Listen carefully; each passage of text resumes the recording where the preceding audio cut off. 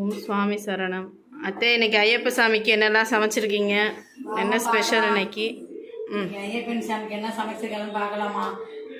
இன்னைக்கு ஐயப்ப சாமி கம்பெனி பேச்சுமா. சரி, வீட்டில் உள்ளவங்களுக்கு மட்டும் தான் நான் செஞ்சிருக்கேன். சரி, என்ன செஞ்சிருக்கேன்னு பார்க்கலாமா? தயிர் சாதம் மட்டும் தாம்மா போட்டேன். கொஞ்சம் சோறு வடித்து தயிர் போட்டு கிளறி வச்சிருக்கேன். வீட்டிலே செஞ்ச தயிர்மா. நம்ம வீட்டுக்கு மட்டும்தான், நம்ம 3 பேருக்கு தான். அதனால தான் சிம்பிளாகவே செஞ்சுட்டேன். சரி.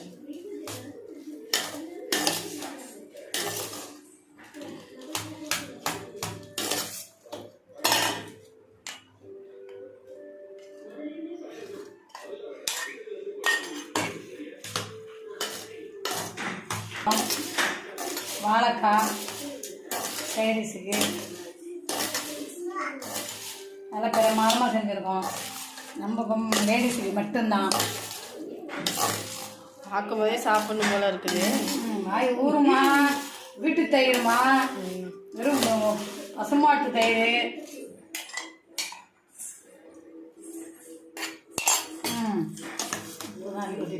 தெரியல. பாருங்க, தயிர் சோறு சைடிஸுக்கு வாழைக்காய் செஞ்சேன்.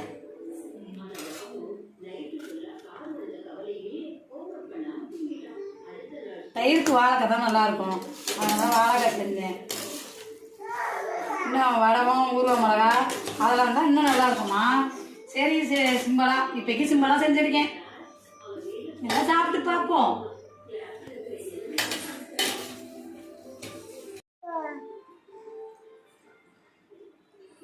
நாளைக்கு தான்